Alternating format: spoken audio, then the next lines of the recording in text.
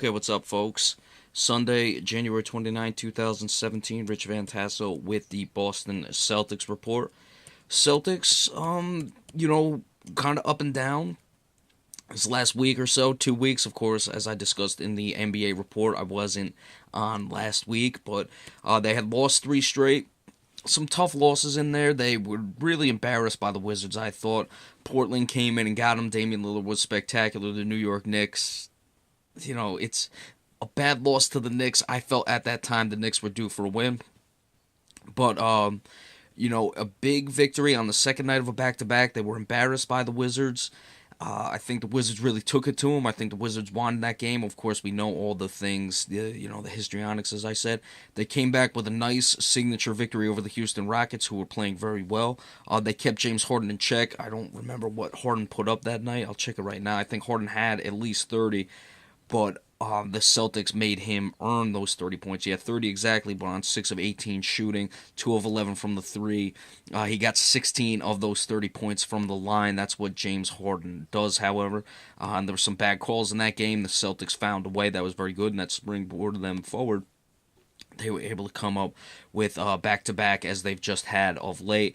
They were able to continue that on. They beat the Orlando Magic, handled them quite nicely, winning by 30, and it was a lot uglier than that. And then they got a nice overtime victory over the Milwaukee Bucks last night. That was their fourth game in 5 nights. And even moving forward, the Celtics starting Monday, they're going to be off and on all the way up to Super Bowl Sunday. I'll look further into their schedule, of course, but that's going to be what you're playing now 4-7 plus 4-5. That's going to be 8 games in 12 nights. The big story with the Celtics, of course, apart from Isaiah Thomas, who I'll get into in a minute, is the injuries. Al Horford, I'm a little disappointed. Everything I was hearing was he was going to at least fly to Milwaukee, and he was expected to play. He didn't. Look, I understand you got to overpay to bring a guy like Horford in.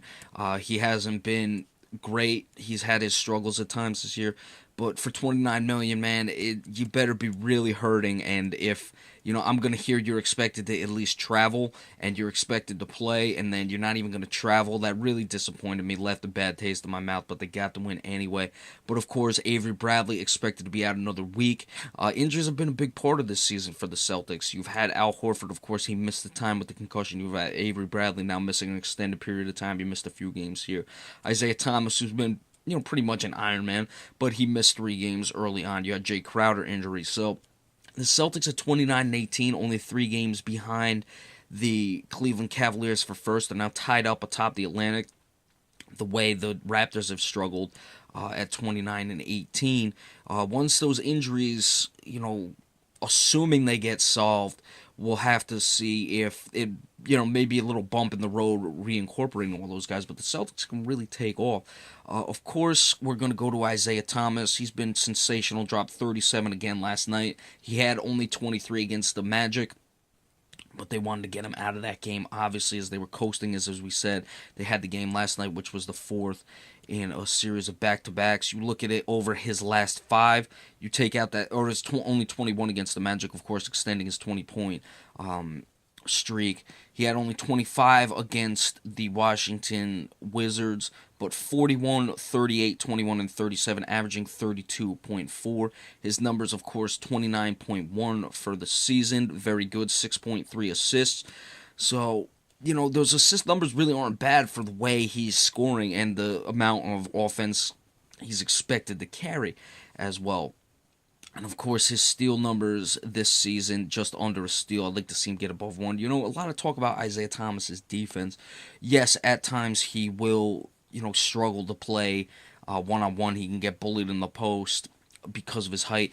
But he's a guy who can anticipate passes, and he will at least stay in front of his guys on the defensive end. So as much of the liability as he is on the defensive side of the ball, he's really not killing them, and what he gives them offensively is plenty.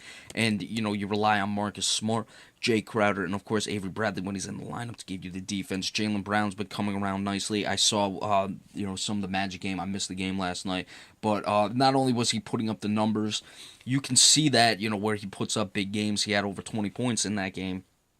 But I saw a nice head fake. I saw him, helping out on an off-ball screen on the defensive side of the ball. Those are the big things that I'm looking for with Jaylen Brown. This guy, he could probably come into games and give you those flashes because of his sheer athleticism. It's the professionalism. It's, like I said, a nice head fake to set himself up for a better three. Being in tune, being on the string on the defensive side of the ball. Those are very important, and it's nice to see that he's coming along. Of course, he's a smart guy. He's a chess guy and all that. We know this story, but still very young, so that's good that we saw that coming along. Marcus Smart, I think, is still playing well. His numbers may not be where I'd want him, but I think he's really starting to get a nice sense of the game, a nice control for the game, and that's, of course, going to be big for the Celtics moving forward. Of course, we discussed the injuries. Let's see. Like we said, Avery Bradley out for another week. Let's see what goes on. Going to look at the schedule real quick. Of course, we talked about that 10-game stretch they had from the last time. That was 2 weeks ago, going up to Super Bowl Sunday, so we still have time. They're about 3-3 or 4-3 because they got the win against Charlotte. Actually, I can't even remember if I included that. I probably included that Charlotte victory. So they're 3-3 since then. Yeah, because they have 4 this week.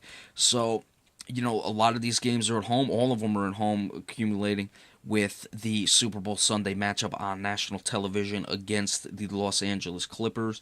Sunday ABC game. That's big. All 4 of these games are at home. You got Toronto and you got the Clippers, and of course the Pistons and Lakers, 2 games under 500.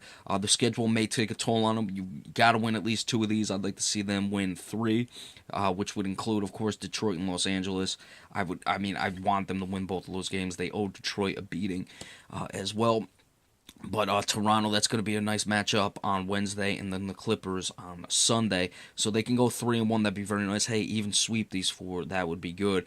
And then you head west. The West Coast trip, of course, is difficult, but you have Sacramento, Portland, and the Dallas Mavericks on that trip, as well as the Utah Jazz. And that brings you up to just after a week beyond Super Bowl Sunday. So we'll just look at the schedule up to that. But then again, you come home for Philadelphia, and then you have another 3-game road trip, but that's all on the East Coast. So, it's tough to go west. We know this. But Portland, they came in and got a victory against you. Can you go into their building and get a victory against them? DeMarcus Cousins can give you fits, but, 3 of these teams are under 500. The Utah Jazz are a team they already beat, so certainly favorable in that regard. And moving forward, that would take you right up to where you're going to be coming in to the All-Star break pretty soon after that. You have only 2 more games afterwards.